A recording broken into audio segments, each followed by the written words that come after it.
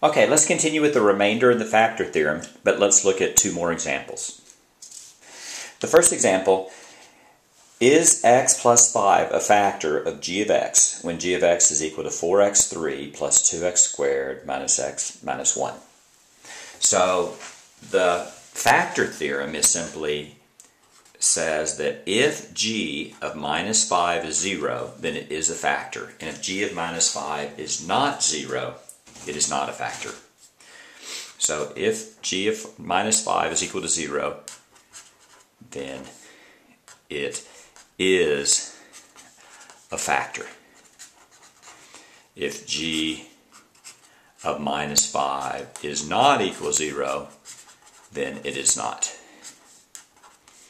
a factor. So all we need to do is do g of minus 5. Now be careful here. We change the sign, and then we simply go 4 minus 5 to the third plus 2 minus 5 squared minus 5 minus 1. Now, if I see a student get this wrong, what they'll do wrong is a sign error, so be really, really careful. Minus 5 to the third is 125. It's going to be a minus 125. Minus 125 times 4 is going to be 4 times 125. That's 28, 10, 4, that's 500. So that's going to be a minus 500.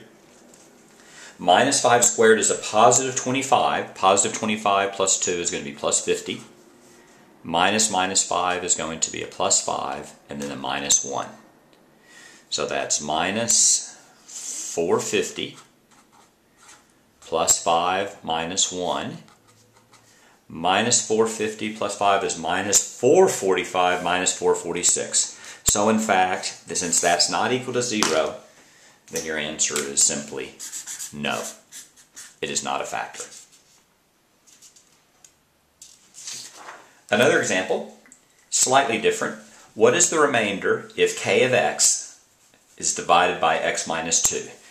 When k of x is 3x squared minus 2x plus 7. So the key here is if you're dividing by x minus 2, then k of a positive 2 will give you the remainder, whatever, and then you just evaluate k of x when x is 2. So you plug in 2, you get 3, 2 squared, minus 2 times 2, plus 7.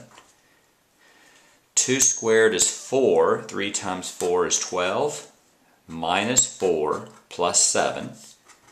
12 minus 4, 8. 8 plus 7 is 15. So your remainder is 15. Is x minus 2 a factor? No, it's not going to be because the remainder is not 0. And that's two more examples of remainder theorem and factor theorem.